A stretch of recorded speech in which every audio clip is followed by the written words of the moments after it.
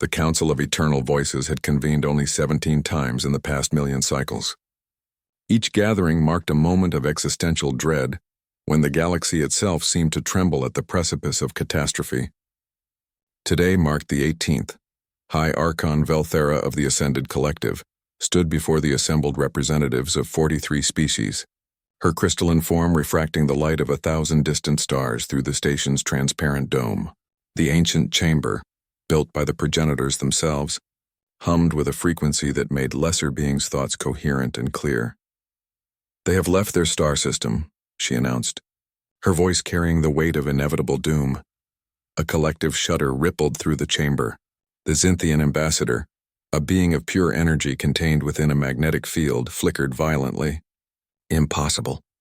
The calculation showed we had at least another 1,000 cycles before they developed faster than light travel." "The humans do not follow our calculations," replied Ambassador Kraeth, his tentacles coiling with anxiety. "They never have." Velthera activated the central hologram and the chamber fell silent. Displayed before them was a vessel, crude by galactic standards, held together by what appeared to be welded metal plates and sheer audacity.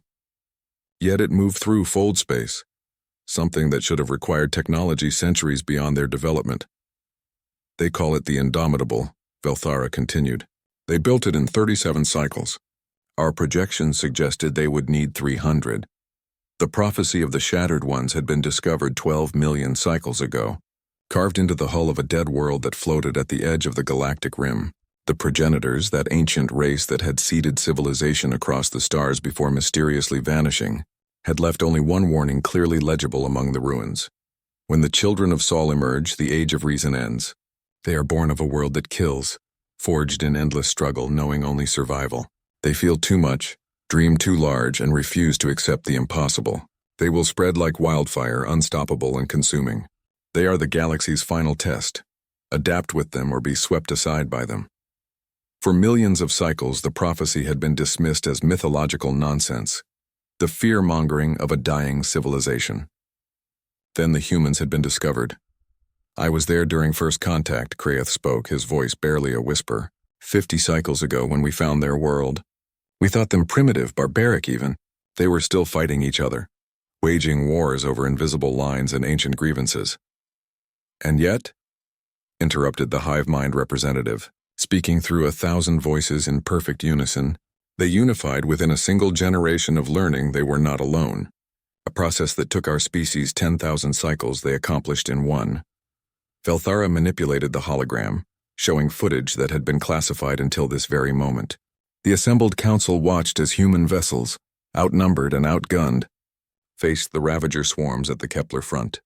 The Ravagers, that plague of locust-like beings that had consumed 17 civilizations, met humanity for the first time, and the Ravagers fled. "How?"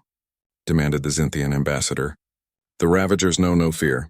They are driven by hunger alone. The humans boarded their vessels," Velthara replied, her voice hollow. "In the vacuum of space, with nothing but primitive environment suits, they breached the Ravager ships and fought them hand to hand. When their weapons ran out of ammunition, they used tools. When the tools broke, they used their bodies. The Ravagers consumed countless species, but they had never encountered prey that refused to be prey." The chamber erupted into chaos. Arguments broke out in a dozen languages, the translation matrix struggling to keep pace. But Velthara raised her hand and silence fell once more.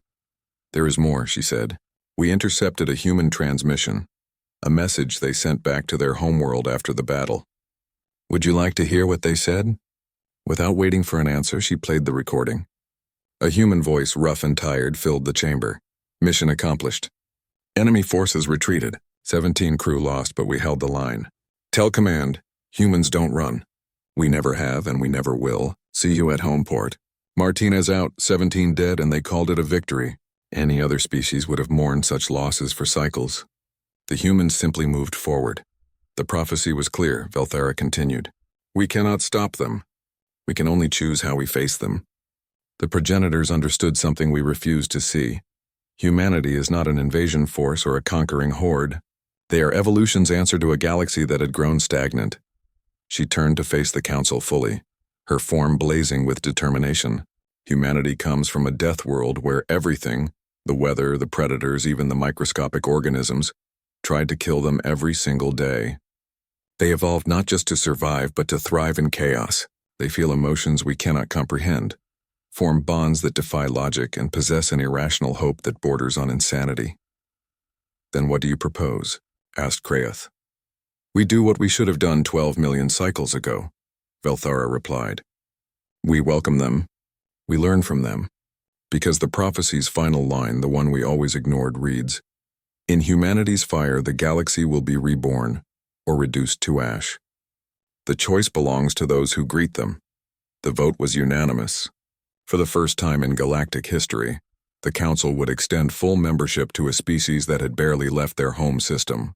As the session adjourned, Velthara gazed at the stars, wondering if the progenitors were watching, satisfied that their children had finally learned the lesson. Humanity was not the end of the galaxy's story. They were the beginning of its next chapter, and what a terrifying, magnificent chapter it would be.